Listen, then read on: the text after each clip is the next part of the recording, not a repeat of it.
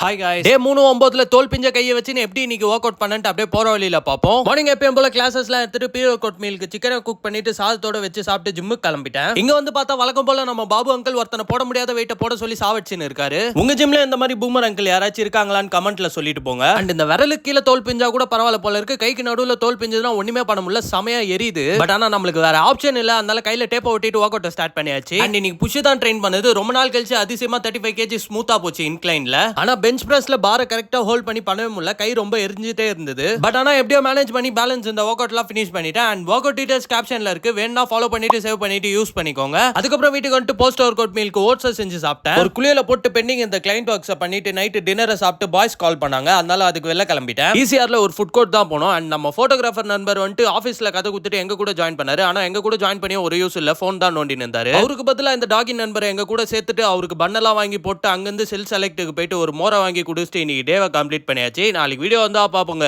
பாய்.